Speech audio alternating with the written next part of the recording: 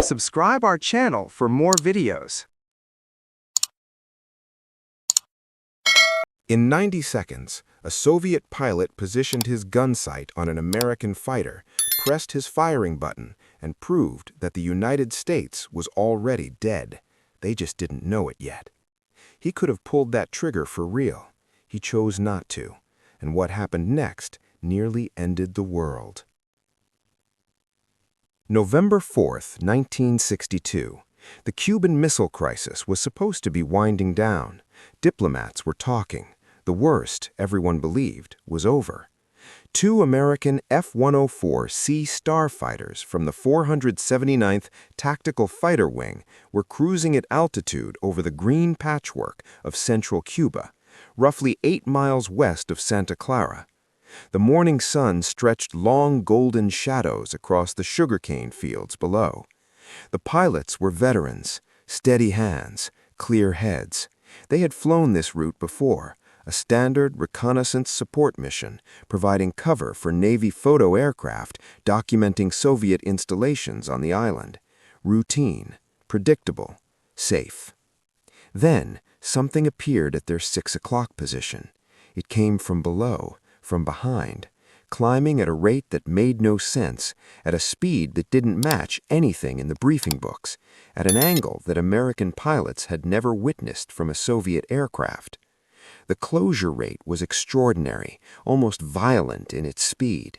Within seconds, a silver dart with swept delta wings materialized alongside them, close enough that they could see the red star painted prominently on its fuselage, close enough to see the rivets, close enough that, in another context, they could have waved. The pilot of that aircraft was a Soviet officer from the 32nd Guards Fighter Aviation Regiment. His name remains classified in Russian archives to this day. He flew a MiG-21 F-13, one of 40 that had been secretly deployed to Cuba 2 months earlier under a clandestine Soviet operation called Anadir. 40 of the most advanced interceptors in the entire Soviet inventory, flown exclusively by experienced Soviet military pilots, based 90 miles from the American mainland. And American intelligence had completely, catastrophically missed every single one of them. The Soviet pilot did not announce himself. He did not radio a warning. He simply positioned his MiG-21 directly behind the lead American jet with the quiet, practiced precision of a man who knew exactly what he was doing and exactly why he was doing it. He centered his gun sight. He held position. Then he mimicked pulling the trigger. His thumb pressed the firing button, but the safety was engaged. The guns did not fire. This was not an accident. This was not confusion. This was a message, delivered at more than 500 miles per hour over hostile territory, addressed directly to the American military establishment with the cold, surgical clarity of a scalpel. He held that firing position for several agonizing seconds.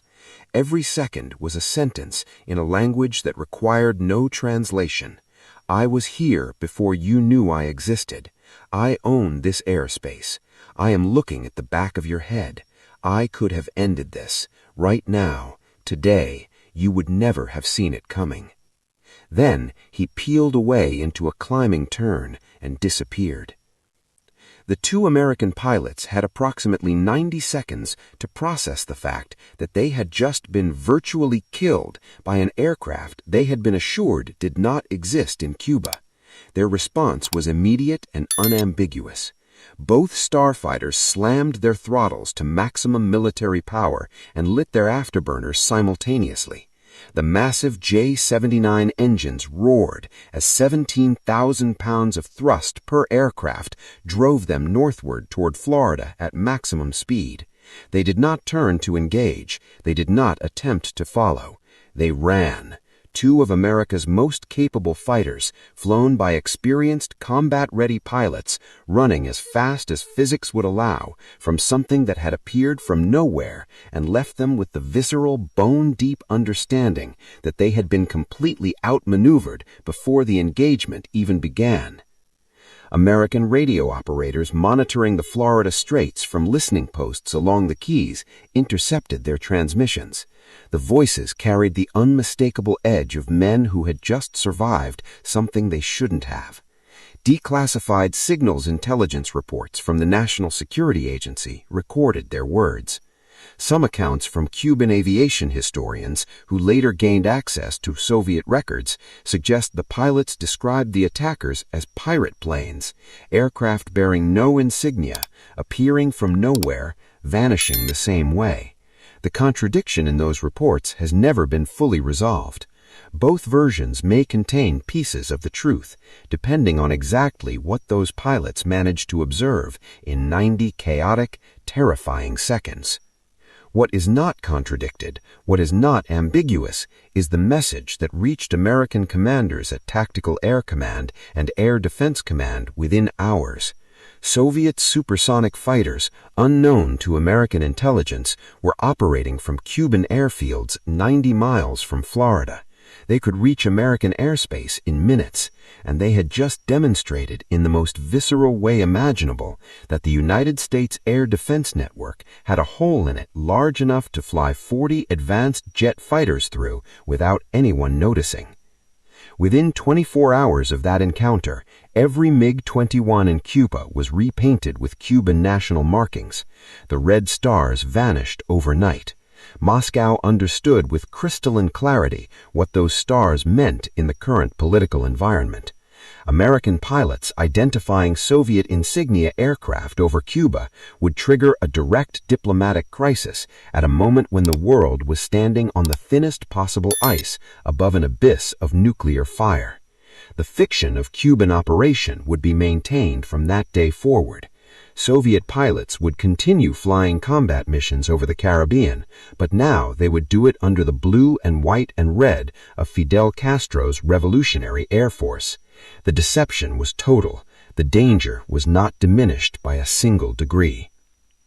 To understand why this moment mattered so much, why it changed everything about how America defended its own backyard, you have to understand what the F-104 Starfighter actually was, and what it was designed to do, and why, of all the aircraft in the American arsenal, it was the one that ultimately got sent to stand guard at the very tip of Florida for 6 unbroken years, waiting for a war that never came, but always felt one heartbeat away. The story begins in winter, not the winter of Cuba, but the bitter, killing winter of the Yalu River in Korea, 1950 and 1951, where American pilots flying North American F-86 Sabres encountered Soviet MiG-15s for the first time, and discovered that the enemy had been building better weapons than anyone in Washington wanted to admit. The MiG-15 could climb faster, it could turn harder, it could reach altitudes where the Sabre struggled to breathe. American pilots who survived those encounters came home with something beyond combat experience. They came home with a specific, urgent, deeply personal request. Give us something different. Give us something that nobody has ever built before. Give us the smallest, the fastest, the highest climbing fighter that human engineering can possibly produce. Don't give us a balanced aircraft. Don't give us a compromise. Give us a missile with a man in it. The man who heard that request and decided to answer it was Clarence Leonard Kelly Johnson, the legendary designer at Lockheed's Skunk Works facility in Burbank, California. Kelly Johnson was not a man who did things halfway. He was not a man who believed in average. He was a man who looked at an engineering problem the way a predator looks at prey, with complete focus, absolute patience, and the quiet certainty that he would eventually take it apart and understand every piece of it. When the Korean War veterans told him what they needed, he listened to every word. Then he went to work. Over the following months, Johnson and his hand-picked team studied more than 100 different aircraft configurations. They examined small, nimble designs weighing 8,000 pounds. They studied massive twin-engine fighters approaching 50,000. Johnson kept returning obsessively to the smallest options, drawn back again and again by a fundamental aerodynamic truth that he understood more deeply than almost anyone alive. Drag increases exponentially with size. The key to ultimate performance wasn't adding power, it was eliminating everything that slowed you down. What emerged from those exhaustive studies looked like nothing aviation had ever produced. The fuselage was impossibly thin and needle-sharp, barely wider than its single General Electric J79 turbojet engine. The airframe looked less like an aircraft than like a guided missile that had been given a cockpit and a serial number. Pilots who saw it for the first time consistently reached for the same description. Someone had strapped wings to a drain pipe. The wings themselves were almost insultingly small, spanning just 21 feet and 11 inches, roughly half the wingspan of contemporary fighters. They were so thin, so razor-edged, that ground crews required protective covers over the leading edges to avoid lacerating themselves during routine maintenance. The leading edge thickness measured just 0.41 millimeters at its narrowest point. Not a metaphor, not an exaggeration. Thin enough to slice through air with minimum resistance and genuinely capable of slicing through flesh with equal indifference. More than one technician required stitches after careless contact with those wings. The aircraft didn't just look dangerous, it was dangerous, in the most literal and immediate sense, even before it left the ground.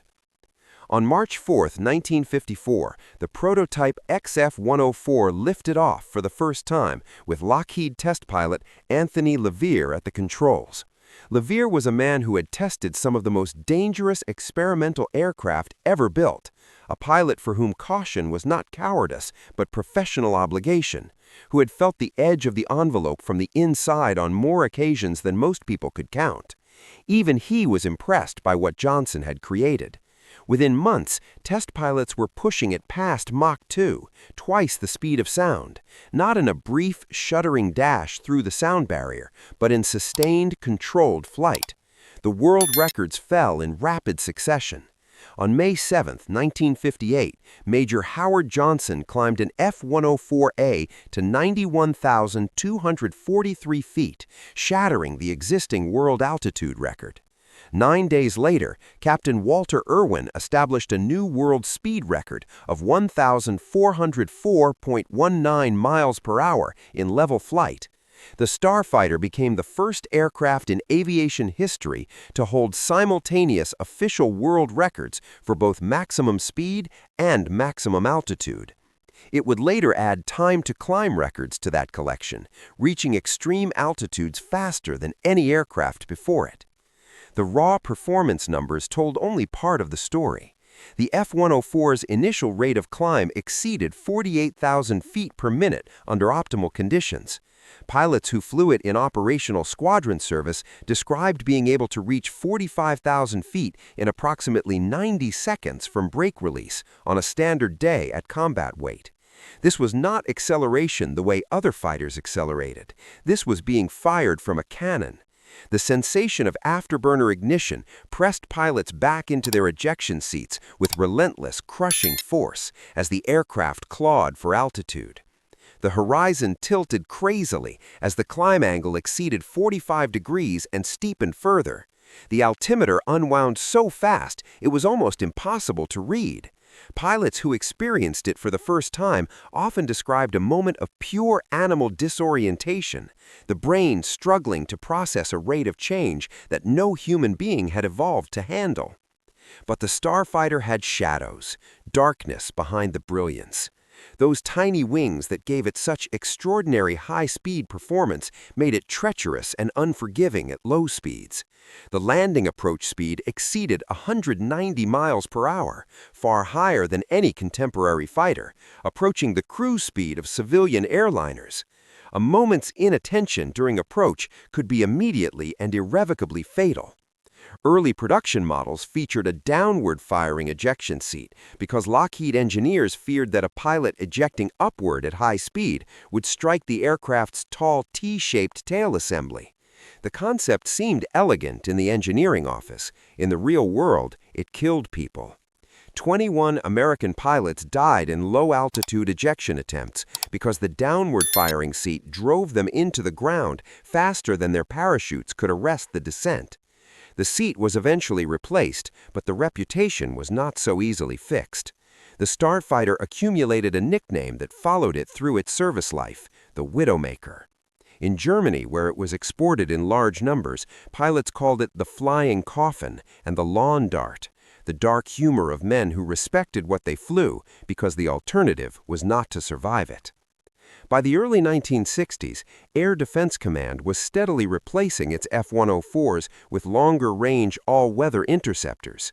The F-106 Delta Dart offered superior radar, better range, and integration with the computerized National Air Defense Network. The Starfighter seemed destined for early retirement, passed down to Air National Guard units, sold to export customers, celebrated in air shows, but quietly retired from the front line of American defense. The aircraft that Kelly Johnson had built to be the purest expression of fighter performance had been found, in practice, to be too specialized, too demanding, too limited in range and endurance for the Continental Defense mission. Then, October 1962 arrived, and everything changed. The Cuban Missile Crisis began on October 14th when a Lockheed U-2 high-altitude reconnaissance aircraft, piloted by Major Richard Heiser, photographed Soviet medium-range ballistic missile sites under construction near San Cristobal in western Cuba. The developed film reached Washington the next morning. Intelligence photo interpreters confirmed what American strategists had feared above almost anything else. The Soviet Union was deploying nuclear-armed missiles capable of striking most major American cities within minutes of launch: New York, Washington, Philadelphia, Atlanta, Miami, New Orleans, Houston, dozens of cities that millions of Americans woke up in every morning, made coffee in, sent children to school from, lived ordinary lives in, all of them suddenly within range of Soviet warheads based less than 100 miles from Florida. The geography of the threat was almost incomprehensible in its intimacy. President Kennedy learned of the discovery on October 16th. He immediately and secretly convened the Executive Committee of the National Security Council, a small group of the most senior officials in the American government, who would meet almost continuously for the next 2 weeks in one of the most consequential series of conversations in the history of human civilization. The deliberations were intense and frequently explosive. The Joint Chiefs of Staff argued with barely contained urgency for immediate airstrikes at the missile sites, followed by a full-scale amphibious invasion of Cuba. They produced detailed military plans, precise timelines, casualty estimates. Others, including Attorney General Robert Kennedy and Secretary of Defense Robert McNamara, argued for a response measured enough to give the Soviets a pathway to retreat without losing face, because a cornered nuclear power with no way out wasn't a negotiating partner, it was a detonator. While the argument raged in Washington, American military forces moved quietly and secretly toward a war footing that the public would not learn about for years. On March 22, 1952, Kennedy addressed the nation on television. His voice was controlled, deliberate, almost unnervingly calm for a man who had spent the previous 6 days being told by his military advisors that nuclear war was possible, perhaps likely. He announced the missiles, he declared the naval quarantine, he demanded immediate dismantlement, and in one sentence, measured, quiet, devastating, he promised massive retaliation against the Soviet Union itself if any missile launched from Cuba struck any nation in the Western Hemisphere. The world held its breath. American military forces worldwide went to Defense Condition 3. Strategic Air Command advanced to Defense Condition 2, the highest state of readiness short of actual war. For the first time in history, B-52 Stratofortress bombers loaded with thermonuclear weapons were placed on continuous airborne alert. Approximately 65 aircraft, 1/8 of the entire B-52 force, remained airborne around the clock, flying predetermined routes that would carry them towards Soviet targets the moment the order came. B-47 medium bombers dispersed to civilian airports across the country, ready to launch at 15 minutes' notice. 145 intercontinental ballistic missiles in hardened underground silos went to full combat alert. Air Defense Command deployed 161 nuclear-armed fighter interceptors to 16 dispersal airfields within just 9 hours of the alert order. Approximately 150 fighter interceptors were stationed in Florida alone. 22 of them were actually airborne over the peninsula at the exact moment Kennedy began his television address, circling in racetrack patterns over the Keys and the southern coast, waiting for Cuban aircraft to attempt a preemptive strike during the speech. The world was a lit match being held over an ocean of gasoline. And then came Black Saturday. October 27, 1962, is the day that historians who have spent their lives studying the Cold War return to again and again, with something approaching awe, not at the power that was assembled, but at how many different ways the war almost started on that single day. Major Rudolph Anderson, Jr., a veteran reconnaissance pilot from the 4080th Strategic Reconnaissance Wing, was shot down over Cuba by a Soviet SA-2 surface-to-air missile while conducting a U-2 photo mission over the eastern end of the island. The missile crew acted without explicit authorization from Moscow. Anderson's aircraft was struck at approximately 72,000 feet and destroyed instantly. He became the only American combat fatality of the entire Cuban confrontation. His death nearly triggered the retaliatory airstrikes that would have served as the prelude to full-scale invasion. Nearly, but the word that keeps the world breathing is nearly. Simultaneously, another U-2, piloted by Captain Charles Maltzby, strayed more than 300 miles into Soviet airspace over the Chukotka Peninsula due to navigational errors caused by aurora borealis interference with his compass. Soviet MiG-19 interceptors scrambled to shoot him down. American F-102 Delta Daggers launched from Galena Air Force Base in Alaska to protect him, and those interceptors were carrying nuclear-armed Falcon air-to-air missiles under their wings. Had the two formations met and the Americans fired, the escalation would have been instantaneous and almost certainly unstoppable. Maltzby managed to glide his fuel-starved aircraft back to Alaskan airspace before the opposing fighters could find each other in the Arctic sky. A third incident occurred at a Minnesota airbase where a bear, a literal bear, an animal that had wandered in from the surrounding wilderness, climbed a security fence and triggered an alarm system. Due to wiring error, the alarm that sounded at Volk Field Air National Guard Base in Wisconsin indicated that nuclear-armed F-106 Delta Darts should scramble for immediate combat. Pilots raced toward their aircraft and engines began to start before an officer realized what was happening and drove a vehicle directly onto the runway to physically prevent the launch. On the worst day of the worst crisis in the history of the nuclear age, the world was nearly ended by a bureaucratic wiring error and a bear. Kennedy reportedly remarked about the cascade of near disasters. There's always some son of a bitch who doesn't get the word. The crisis ultimately resolved through exhausted, desperate back-channel diplomacy conducted partly through a journalist and partly through the Soviet ambassador's back door.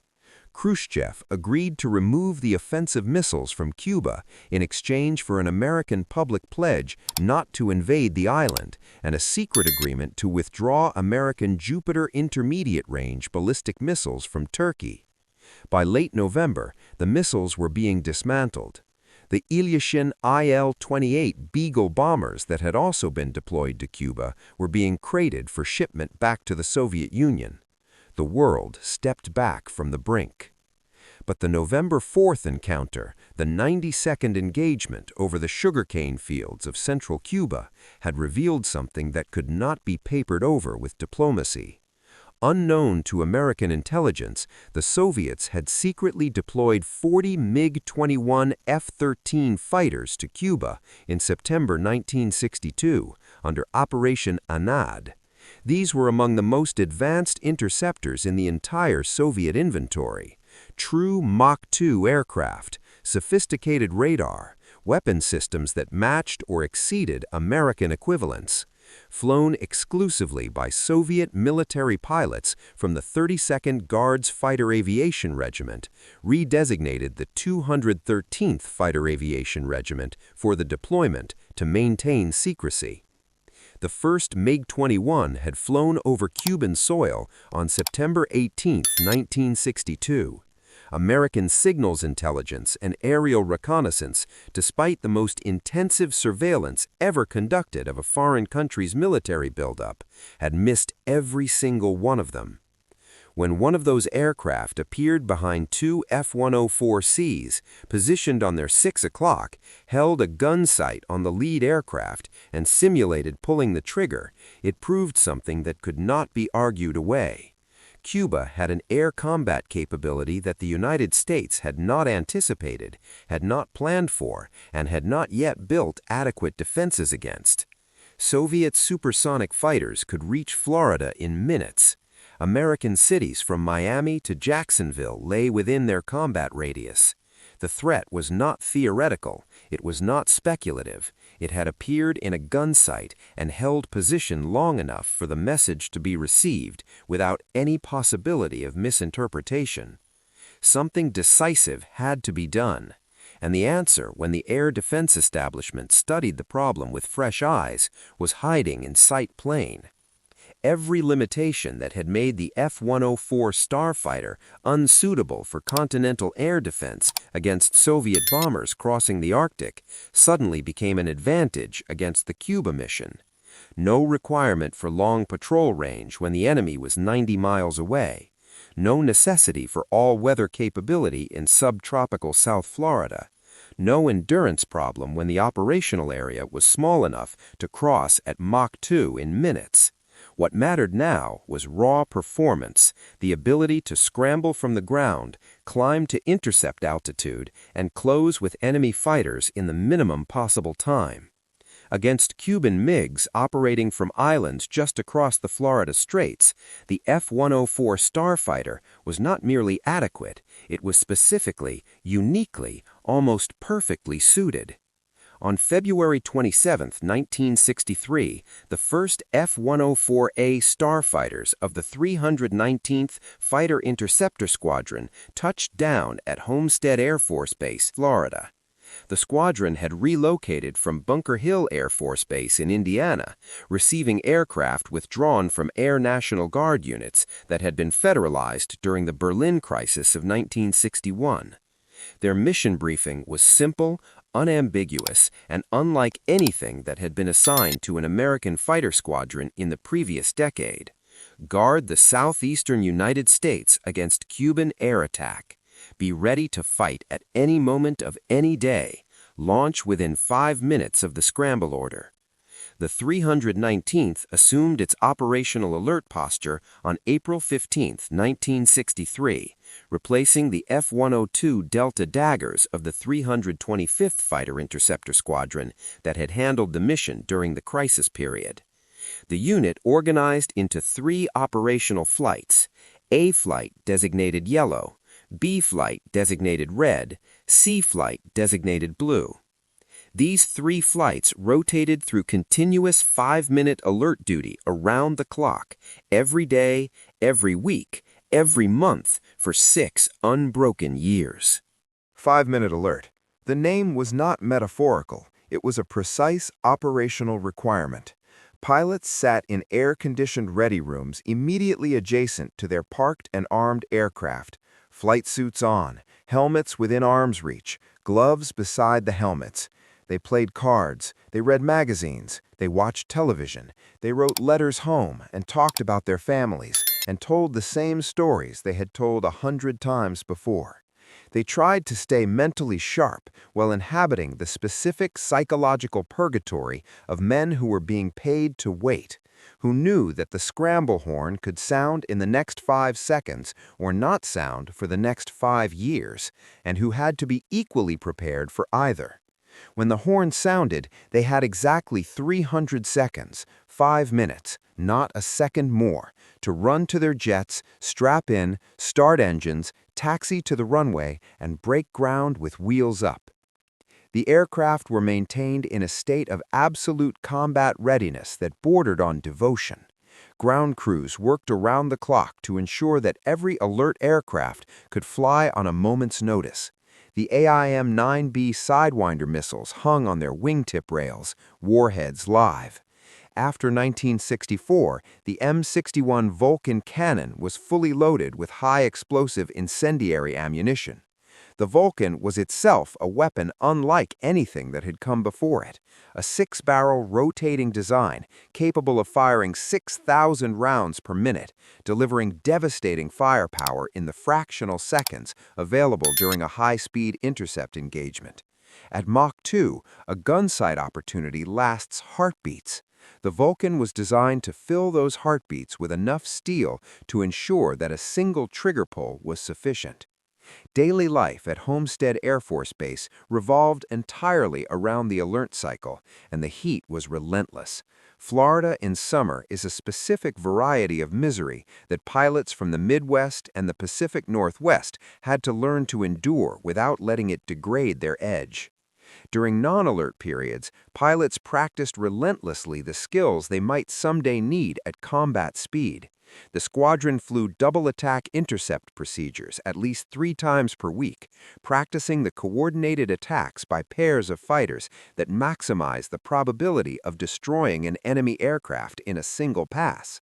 9 4-ship formations flew air-to-air gunnery missions every week, firing live ammunition at towed aerial targets over the Gulf of Mexico and the Atlantic Ocean. The squadron regularly intercepted U-2 reconnaissance aircraft, conducting training flights above 60,000 feet, pushing the Starfighters to the absolute edge of their performance envelope, climbing into the dark blue margin where atmosphere becomes space, practicing engagements against targets flying higher than almost any other aircraft could reach. The threat they trained against was not static, it grew.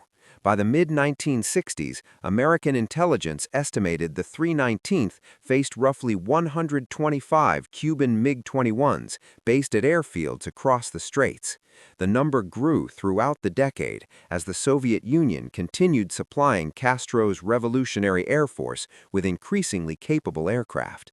By 1968, Cuba also operated MiG-21PF and MiG-21PFM variants with improved radar and genuine all-weather capability, alongside approximately 100 MiG-17s that had arrived starting in early 1964. The MiG-17 was subsonic, limited to roughly 670 miles per hour, but it was a proven combat machine that had performed effectively against American F-4 Phantoms in Vietnam. In skilled hands, the MiG-17 remained genuinely dangerous. In the hands of Cuban pilots who had been trained by Soviet instructors in Czechoslovakia and the Soviet Union itself, who had absorbed every lesson the Eastern Bloc's most experienced aviators could teach, it was not an aircraft to be dismissed. American NSA listening posts intercepted Russian ground controllers speaking in heavily accented Spanish to Cuban pilots conducting training flights as early as fall 1962. Hard evidence of ongoing, intensive Soviet involvement in building Cuban air combat capability. The 319th pilots understood with complete clarity that the aircraft across those 90 miles of warm Caribbean water were not museum pieces. They were operational combat aircraft, flown by trained pilots, guided by Soviet advisors, and pointed northward. The aircraft were maintained in a state of absolute combat readiness that bordered on devotion. Ground crews worked around the clock to ensure that every alert aircraft could fly on a moment's notice. The AIM-9B Sidewinder missiles hung on their wingtip rails, warheads live. After 1964, the M61 Vulcan cannon was fully loaded with high-explosive incendiary ammunition.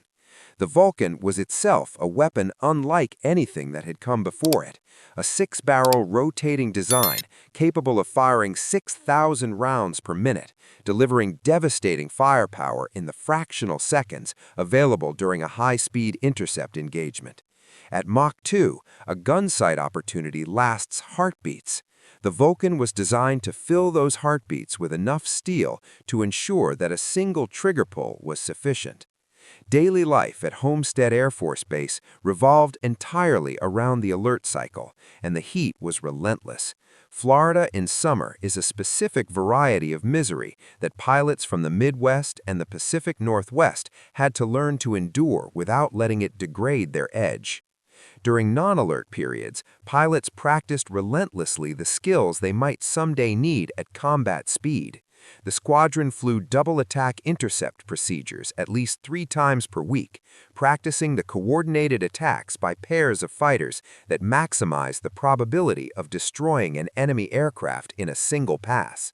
9 4-ship formations flew air-to-air gunnery missions every week, firing live ammunition at towed aerial targets over the Gulf of Mexico and the Atlantic Ocean.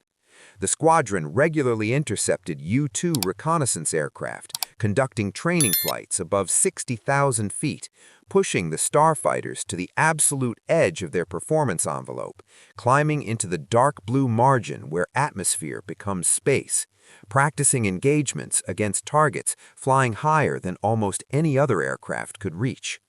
The threat they trained against was not static, it grew. By the mid-1960s, American intelligence estimated the 319th faced roughly 125 Cuban MiG-21s based at airfields across the straits. The number grew throughout the decade as the Soviet Union continued supplying Castro's Revolutionary Air Force with increasingly capable aircraft. By 1968, Cuba also operated MiG-21PF and MiG-21PFM variants with improved radar and genuine all-weather capability, alongside approximately 100 MiG-17s that had arrived starting in early 1964. The MiG-17 was subsonic, limited to roughly 670 miles per hour, but it was a proven combat machine that had performed effectively against American F-4 Phantoms in Vietnam. In skilled hands, the MiG-17 remained genuinely dangerous. In the hands of Cuban pilots who had been trained by Soviet instructors in Czechoslovakia and the Soviet Union itself, who had absorbed every lesson the Eastern Bloc's most experienced aviators could teach, it was not an aircraft to be dismissed. American NSA listening posts intercepted Russian ground controllers speaking in heavily accented Spanish to Cuban pilots conducting training flights as early as fall 1962. Hard evidence of ongoing, intensive Soviet involvement in building Cuban air combat capability. The 319th pilots understood with complete clarity that the aircraft across those 90 miles of warm Caribbean water were not museum pieces. They were operational combat aircraft, flown by trained pilots, guided by Soviet advisors, and pointed northward. The aircraft were maintained in a state of absolute combat readiness that bordered on devotion. Ground crews worked around the clock to ensure that every alert aircraft could fly on a moment's notice. The AIM-9B Sidewinder missiles hung on their wingtip rails, warheads live. After 1964, the M61 Vulcan cannon was fully loaded with high-explosive incendiary ammunition. The Vulcan was itself a weapon unlike anything that had come before it, a 6-barrel rotating design capable of firing 6,000 rounds per minute, delivering devastating firepower in the fractional seconds available during a high-speed intercept engagement. At Mach 2, a gunsight opportunity lasts heartbeats. The Vulcan was designed to fill those heartbeats with enough steel to ensure that a single trigger pull was sufficient. Daily life at Homestead Air Force Base revolved entirely around the alert cycle, and the heat was relentless. Florida in summer is a specific variety of misery that pilots from the Midwest and the Pacific Northwest had to learn to endure without letting it degrade their edge. During non-alert periods, pilots practiced relentlessly the skills they might someday need at combat speed. The squadron flew double-attack intercept procedures at least 3 times per week, practicing the coordinated attacks by pairs of fighters that maximized the probability of destroying an enemy aircraft in a single pass. 9 4-ship formations flew air-to-air gunnery missions every week. Lieutenant Eduardo Ferrer Jimenez had taken off from Santa Clara Airfield in central Cuba and flown at extremely low altitude across the Florida Straits, using the curvature of the Earth to hide below the coverage of American ground-based radar stations. He hugged the wave tops so tightly that his aircraft occasionally disappeared behind the ocean swells. He wove between fishing boats and oil platforms. He crossed into American sovereign airspace without triggering a single alarm at any radar site or warning station in the entire southeastern Florida air defense network. He flew over the Florida Keys. He proceeded up the mainland coast toward Homestead. Not a single American aircraft scrambled to intercept him. Not a single warning was issued. Not a single alert sounded anywhere in the system that the 319th had spent 6 years as the sharp tip of. He entered the standard traffic pattern at Homestead Air Force Base as if he were simply another aircraft in the landing sequence. He lowered his landing gear. He touched down smoothly on the main runway. He taxied his MiG-17 across the ramp in the Florida morning sunshine, the red and white and blue of the Cuban Revolutionary Air Force painted on the fuselage, and he shut down his engine right beside Air Force One. The president's personal Boeing 707 was parked on the tarmac, awaiting Richard Nixon's arrival for an official visit to South Florida. A Cuban military aircraft had just landed at a major American Air Force base, parked beside the president's airplane, and the scramble horn at the 319th Fighter Interceptor Squadron, the unit specifically assigned to prevent exactly this from happening, had never once sounded. By the time ground crews understood what they were looking at, the Cuban pilot had already climbed out of his cockpit and was standing beside his aircraft, requesting political asylum. A crew chief from the 319th later recalled running toward the flight line, fully prepared to strap into his Starfighter for an immediate launch, before being told that the intruder had already landed.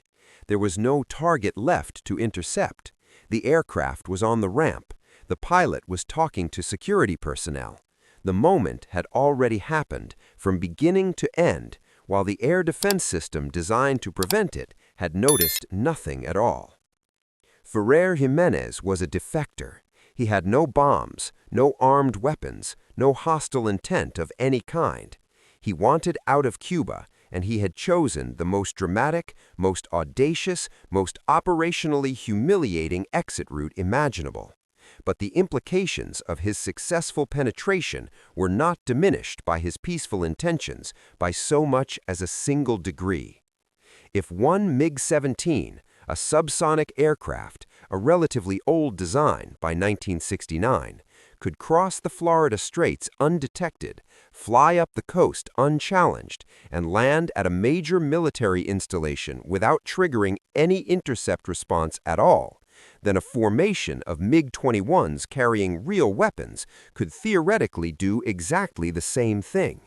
The entire operational concept upon which the 319th's mission had been built, the idea that ground-based radar and 5-minute scramble alert could protect the southeastern United States from low-altitude Cuban attack, had been tested by a single defecting pilot in a 1950s-era subsonic fighter, and it had failed completely. Congressional hearings followed. Investigators examined radar coverage gaps along the Florida Straits. They questioned why low-altitude approaches from the south had not been better monitored after 6 years of identifying Cuba as the primary air threat to the continental United States. They demanded explanations for how a foreign military aircraft had reached Homestead, one of the most heavily defended air bases in the country, home to the very unit tasked with preventing Cuban air incursions, without triggering any response at all. The questions had no comfortable answers, because the honest answer was that ground-based radar systems operating at low elevations are limited by the curvature of the Earth itself. They cannot see targets flying low enough. The coverage gap had always existed. The 319th scramble procedures were brilliant and flawlessly maintained, but they depended on radar data that simply wasn't there for low-altitude threats.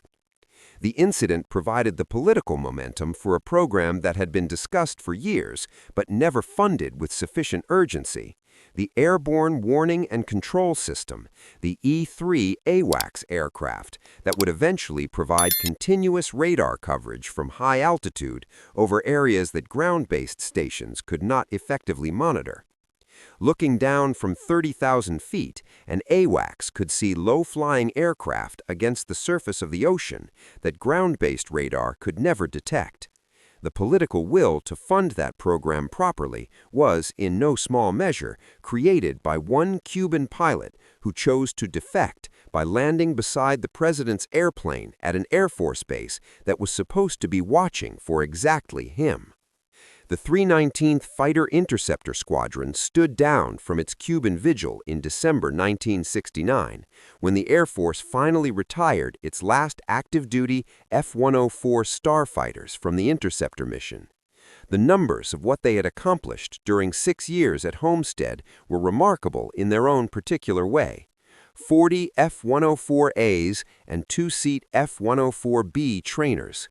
6 years of unbroken continuous alert operations, 0 engagements, 0 weapons fired, 0 enemy aircraft destroyed, 0 pilots lost in combat.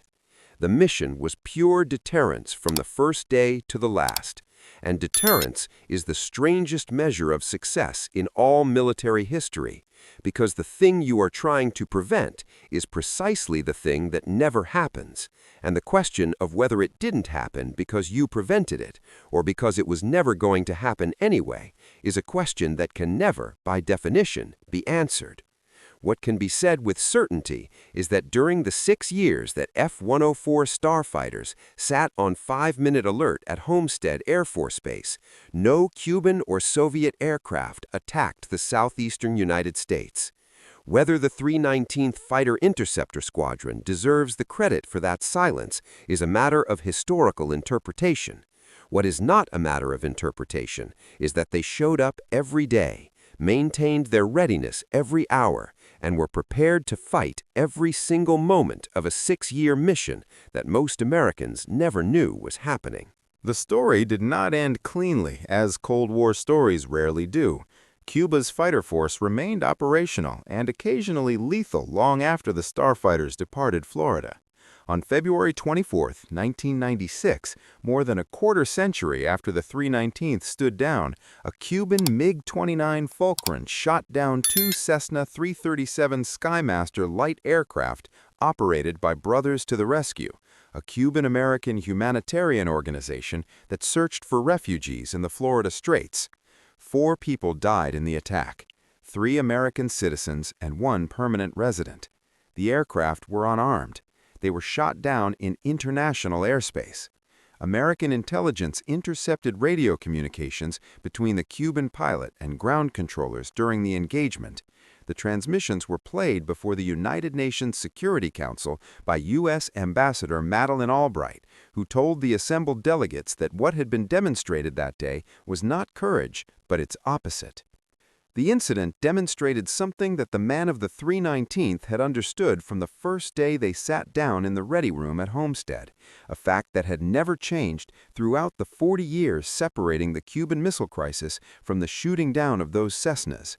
Cuba's fighter force was real, it was capable, and the willingness to use it had not diminished with time, with the collapse of the Soviet Union, or with the end of the Cold War that had given the entire confrontation its defining shape. Today, the F-104 Starfighter survives primarily in museums and memorial displays. Examples are exhibited at the National Museum of the United States Air Force in Dayton, Ohio, and at aviation collections across Europe, Japan, and the Western Hemisphere. Their needle-sharp noses point toward skies they once dominated. The aircraft that Kelly Johnson designed as the fastest-climbing, highest-flying interceptor of its generation achieved every goal he set and then exceeded them. It held world records that stood for years. It served with more than a dozen air forces on 4 continents. In some nations, it remained in operational service into the 21st century, a 1950s design, still flying combat missions in an era of stealth aircraft and precision-guided munitions. That is a testament not to the compromises in its design, but to the purity of its purpose. When you build something for the single goal of going higher and faster than anything else, the result has a kind of durability that more balanced designs can never quite match. The pilots who flew 5-minute alert at Homestead are elderly men now. Their service is 6 decades in the past. The aircraft they flew have been retired for more than 50 years. The Soviet Union that supplied Cuba with the MiGs those starfighters were deployed to counter ceased to exist in 1991.